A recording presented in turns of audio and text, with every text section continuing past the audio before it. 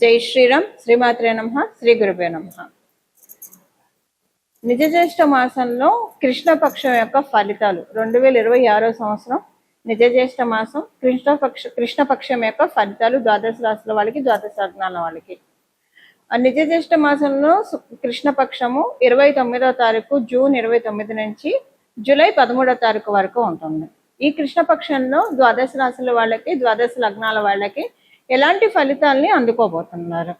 ఫలితాలని చెప్పడానికి ముందుగా ఫలితాన్ని ప్రసాదించే గ్రహ దేవతలు ఏ ఏ రాశుల్లో స్థితులై ఉన్నారో ప్రథమంగా మనం పరిశీలిద్దాము. మంగళ సంచారం వృషభ రాశిలో, అలాగే మిథున రాశిలో రవి యొక్క సంచారము, బుధ భగవానుడు ఈ మాసంలో ఈ పక్షంలో వక్రగతిలోకి ఆయన వెళ్తున్నాడు కాబట్టి ఆయన సంచారము ఉభయ రాశుల్లో ఉంటుంది. కర్కాటక రాశి, మిథున రాశిలో ఉంటుంది. కర్కాటక రాశిలో గురు శుక్రుల సంచారము. శుక్రాచార్యుల వారు ఈ పక్షంలో 5వ తారీఖు నుంచి కర్కాటక రాశి నుంచి సింహరాశిలోకి ఆయన పయనాన్ని సాగిస్తారు. కేతుదేవుడు సింహరాశిలో స్థితిలో ఉన్నారు. అలాగే రాహుదేవుడు కుంభరాశి యొక్క స్థితి, శనేశ్వరుడు మీన రాశిలో స్థితిలో ఉన్నారు. ఇవి ఈ పక్షంలో ఉన్న గోచార గ్రహ స్థితులు. ఈ పక్షంలో ఉన్న ఈ గోచార గ్రహ స్థితులను అనుసరించి ఈ కృష్ణపక్షంలో నిజ జ్యేష్ఠ మాసంలో ఉన్న ఈ కృష్ణపక్షంలో ద్వాదశ రాశుల వాళ్ళకి, ద్వాదశ లగ్నాల వాళ్ళకి ఎలాంటి ఫలితాలు ఉంటాయో మనం పరిశీలిద్దాం. ఈ ఫలితాలు మెయిన్గా వీటిల్లో విశేషాంశం ఏమన్నా ఉందా అంటే, గురు శుక్రుల యొక్క కలయిక కర్కాటక రాశిలో, అంటే మొదటి 5వ తారీఖు నుంచి అది బ్రేక్ అవుతుంది, ఆయన సింహరాశిలోకి వెళ్తున్నారు. శుక్రకేతువుల యొక్క కలయిక మొదట. శుక్రుడు ఏంటంటే చాలా కంఫర్ట్స్ని మనకి ఆయన అనుకూలంగా ఉంటే మంచి రిలేషన్స్ ఉంటాయి, మనం చూడటానికి అందంగా ఉంటాము, మంచి బట్ట కట్టుకుంటాం, మంచి తిండి తింటాం, లగ్జరీ లైఫ్ అన్ని మనం చూస్తాము. ఆయన వెళ్ళి ధర్మస్థానము, మనకి ధర్మస్థానం అని ఎందుకు చెప్తున్నానంటే కాలపురుషుడు కుండలిలో నుంచి సింహరాశి పంచమ స్థానం కాబట్టి ఒక ధర్మస్థానము, 1, 5, 9 2 ధర్మస్థానాలు. ఈ ధర్మస్థానంలో శుక్రాచార్యుల వారు ఉన్నారు. అక్కడ కేతు భగవానుడు స్థితిలో ఉన్నారు. స్థితిలో ఉండడం వల్ల అది ఎలా ఉంటుందంటే ఈయన ఇస్తూ ఉంటాడు, ఆయన తగ్గొడుతూ ఉంటాడు. సో ఈ వారిలో ఎవరు గెలుస్తారు? శుక్రాచార్యుల వారు ఇస్తాడా? ఆయన చేత కేతు భగవానుడు ఎలాంటి అడ్డు చెప్పనీయకుండా అన్ని ఇవ్వనిస్తాడా? ఇవి చూడాలి మనం. అంటే ద్వాదశ రాశుల వాళ్ళకి, ద్వాదశ లగ్నాల వాళ్ళకి ఎలాంటి ఫలితాలు ఉంటాయి, ఇది ఒక స్పెషల్ ఇంపాక్ట్. దానికి తోడు బుధ భగవానుడు ఆయన వక్రగమనంలోకి వెళ్తున్నారు, ఇది ఇంకొక స్పెషల్ అంశము.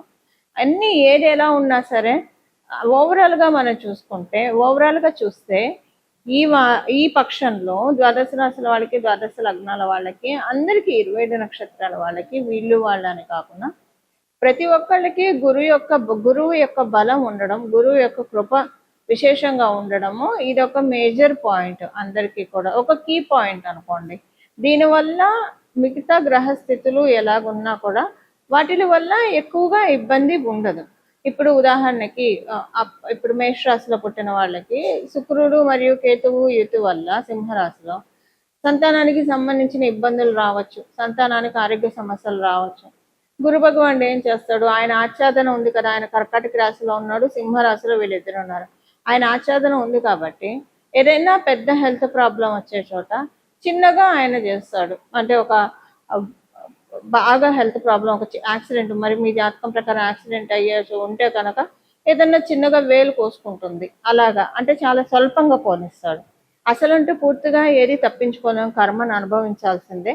అలా ఒక్కొక్క రాశి వాళ్ళకి ఒక్కొక్కటి, వీళ్ళు శుక్రకేతువుల యుతి ఒక్కొక్క ప్రాబ్లమ్ని క్రియేట్ చేస్తూ ఉంటే మీ రాశి మీ లగ్నం ప్రకారం దాన్ని గురు భగవానుడు ఇంటెన్సిటీ తగ్గిస్తాడు. ఇప్పుడు బుధ భగవానుడు కూడా వక్రగమనంలో వెళ్తున్నాడు ఈ పక్షంలో. అది కొన్ని రాశుల వాళ్ళకి మంచిది, చాలా మంచిది. ఏ రాశుల వాళ్ళకి మంచిది? ప్రథమంగా కర్కాటక రాశి వాళ్ళకి మంచిది ఆయన వక్రగతిలోకి వెళ్ళడము. ధనుసు రాశి వాళ్ళకి మంచిది, మీన రాశి వాళ్ళకి మంచిది ఇది. మేష వృశ్చిక రాశి వాళ్ళకి ఇది న్యూట్రల్గా ఉంటుంది, మంచి ఉండదు, చెడు ఉండదు.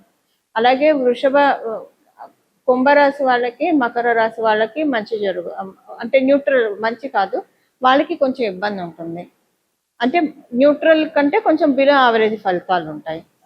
మళ్ళీ వృషభ తులారాశుల వాళ్ళకంటే బిలో కంటే యావరేజ్ కంటే కొంచెం బిలో ఫలితాలు ఉంటాయి, న్యూట్రల్ కంటే కొంచెం బిలో ఫలితాలు ఉంటాయి. అయితే ఇక్కడ కూడా ఇదే పాయింట్, గురు భగవానుడు ఆచ్ఛాదన ఉంది కాబట్టి మిథున రాశిలో, అందులో ఆయన కర్కాటక రాశిలో ఉండి వక్రగమనంలోకి వెళ్తున్నారు కాబట్టి ఏమన్నా చిన్న చిన్న నెగిటివ్ పాయింట్స్ ఉంటే వాటిని ఆయన్ని నెగేట్ చేసేస్తాడు గురు భగవానుడు, నలిఫై చేసేస్తాడు. అది ఇప్పుడు గురు భగవానుడు సమక్షంలో ఉండడం వల్ల సేఫ్ గార్డింగ్ అనేది చాలా హైగా ఉంది ద్వాదశ రాశి వాళ్ళకి, ద్వాదశ లగ్నాల వాళ్ళకి. మరి ఇంకెందుకు ఆలస్యం, మీ రాశి వాళ్ళకి, మీ లగ్నం వాళ్ళకి ఎలాంటి ఫలితాల నుంచి ఆయన కాపాడబోతున్నారు, అసలు ఏం మంచి రిజల్ట్స్ కూడా రాబోతున్నాయి, ఇవన్నీ మనం ఒకసారి చూద్దాము. ధనుసు రాశి, ధనుసు లగ్నంలో పుట్టిన వాళ్ళకి కొన్ని అవమానకరమైన సంఘటనలు చోటు చేసుకుంటాయి. అది మిమ్మల్ని చాలా హర్ట్ చేస్తాయి. ఎందుకు ఇలాగా మిమ్మల్ని ఇచ్చేస్తున్నారో మీకు అర్థం కాదు.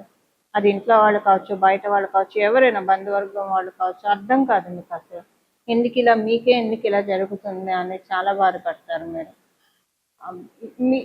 ఇప్పుడు జరిగే సంఘటనలన్నీ కూడా పాపకర్మ ప్రక్షాళన భావించండి. కొంచెం ఈ పక్షం వరకు పూర్తిగా అనుకూలంగా లేదు.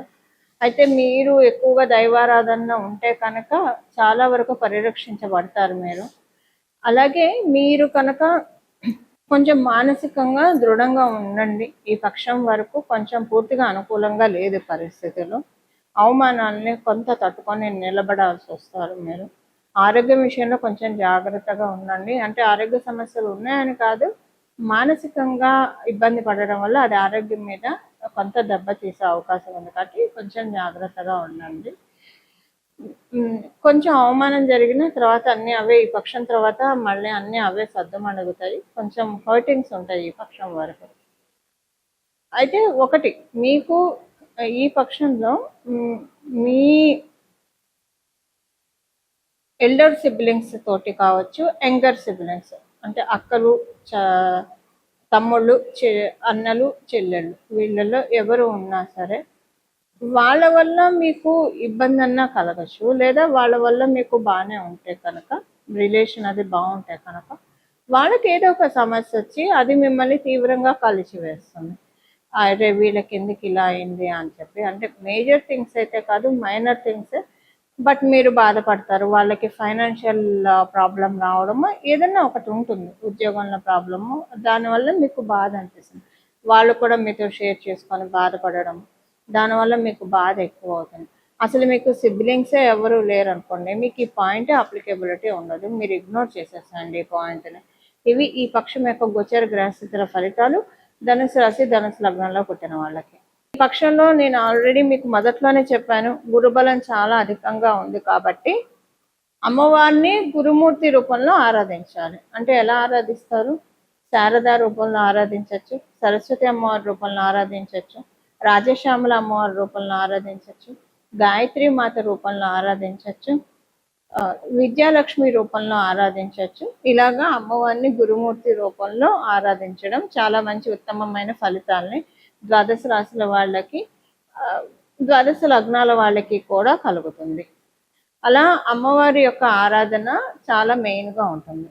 లేదా మనము మామూలుగా చూసుకుంటే కనుక దక్షిణామూర్తి స్వామి వారిని, దత్తాత్రేయుల వారిని, కృష్ణుడిని, ఇలాగా మీకు ఇష్టమైన దేవీ దేవతలు గురుతత్వంలో ఉండే వాళ్ళని కూడా ఆరాధించవచ్చు. ఎలాగ ఆరాధించినా మీరు దేవీ దేవతల్ని, ఎవరినైనా గురుతత్వ రూపంలో ఉండే దేవీ దేవతల్ని ఎవరిని ఆరాధించినా కూడా శీఘ్రంగా మంచి ఫలితాలు మాత్రమే ఉంటాయి, అందులో ఎలాంటి ఇబ్బంది లేదు.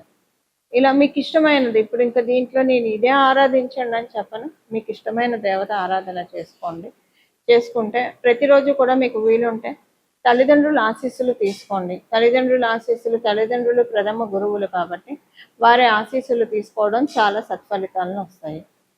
ఉదాహరణకి మీ తల్లిదండ్రులు మీరు విదేశాల్లో ఉన్నారు, లేదా మీరు ఉద్యోగరీత్యా, వ్యాపార రీత్యా వేరే ప్రదేశంలో ఉన్నారు, మీ తల్లిదండ్రులు మీకు అందుబాటులో లేరు. అప్పుడు లక్ష్మీనారాయణలకి, శివపార్వతులకి దండం పెట్టండి. వాళ్ళే ఆది దంపతులు కదా, శివపార్వతులు, లక్ష్మీనారాయణ.